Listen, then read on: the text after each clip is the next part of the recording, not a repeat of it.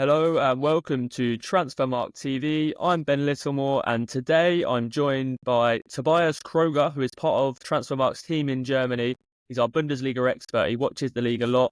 And Tobias joins us today because we're talking about 20-year-old Swedish midfielder who plays for Frankfurt, Hugo Larsson. The young Swede has been linked with a number of Premier League clubs in recent months, including Arsenal, Liverpool, Chelsea, even Tottenham. He's one of the most exciting young midfielders in Europe right now. He has a 28 million market value. Tobias, a lot of people will be getting excited, English fans, of their club being linked with Hugo Larsson, but maybe haven't watched a lot of him play, so don't know too much about him. Would you mind starting by just telling us what type of midfielder Hugo Larsson is?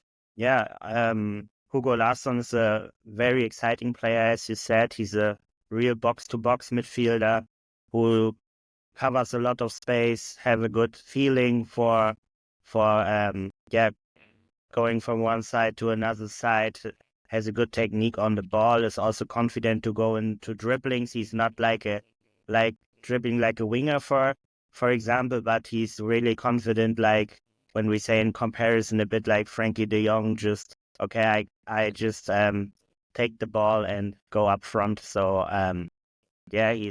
I think he has a good overall package for a midfielder. So yeah, he's excited, and if you see him play, you know why a lot of clubs are interested in him.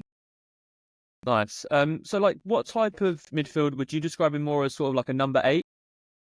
Yeah, I would say so, more like a number 8, but he's also confident in playing as a number 6. And I would say he could also play as a number 10, so he's really versatile. So he's adaptable, as he's said for himself, that he can cover a lot of positions in midfield. So I would say if you have a good plan for him tactically, then he could fit in a lot of positions. Okay, nice. If I was looking at his numbers, so far in his career at Frankfurt, he's played 53 games for the club. He's got 5 goals and 3 assists. So maybe he hasn't played too much in the number 10 role yet, because if he did, those numbers would be a little bit disappointing. I know you touched on it there. You mentioned Frenkie De Jong, which is obviously a big shout to compare him to. Is that someone he does remind you of, or is there any other players, past or present, that Larsson reminds you of? Yeah, it's difficult because he's that versatile. So I would also say I would compare him to Frenkie De Jong just in getting the ball very deep and try to make or cover space by his own. So he's not like the new Frenkie De Jong or something like that. But he also have part of the games, like the box to box players, like also Goretzka.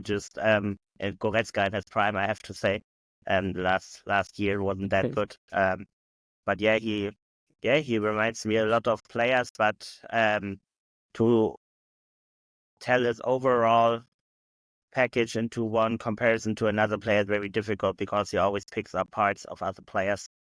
But I also think he would be or would suit very well to the Premier League. Could imagine Liverpool, for example, could use him very well. Okay, that was probably going to be my next question. In terms of, obviously, the Premier League is sort of known for being a very physical league and maybe a little bit more fast-paced. I know the Bundesliga is also quite quick. But you think Larsson, that's something he would take in his stride? He's got the attributes for that? Yeah, I would definitely say so. He's also he also has a good strength and a good stamina. So I think there's also two very good characteristics you should have in the Premier League. Even though he's not that bulky, like he's not that muscular, if you see him, you wouldn't guess that he's so good in one-on-one duels. But yeah, he could use his body very good, and he's also quite tall with nearly 190 centimeters. So I think he would fit very well into the Premier League, more than into other leagues. For our English listeners, 190 centimeters is about 6'2", I believe. Yeah. We're still in the metric system. Yeah. So I've seen he's played 9 of I think the 10 Bundesliga games for Frankfurt already this season. Would you describe him already as one of the most important players in that Frankfurt team, even at 20 years old? Yeah, definitely. You can rely on him. He's really consistent, but also have a higher ceiling for the future. And I would say he's a important player for Frankfurt and will be in the future. But we have also to see how long he will stay there, because there are, like you said, a lot of teams interested. But I would definitely say he's a starter and also very important. And you can see that he gets better with every year. So he's also better than last year. And as we see, or when we talk about things he could make better, then I would also say, as you said, he doesn't score that much goals. So his highest goal tally was 2 goals in the last season, and he already has that. So maybe we can hope that he will score some goals more and make a development here.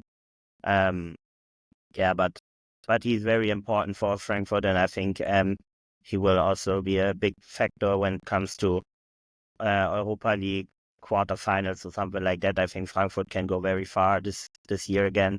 So when the big games are coming, then he's also one who doesn't shy away and play a good role in that games. And so that'd be very important to English teams, because like standing up in the big games is obviously something that every club looks for. Yeah. I mentioned he has a 28 million market value. I'm reading some of the reports are suggesting that perhaps that it will take around 40 million euros if a Premier League club does come in to try and sign him in January or perhaps next summer. If that is the case, how much money do you think Frankfurt would demand to let Larsson go? That's very difficult. I can say the market value will rise in the next update, as I'm also responsible for the Bundesliga market values. I think I can say that here. He will rise definitely.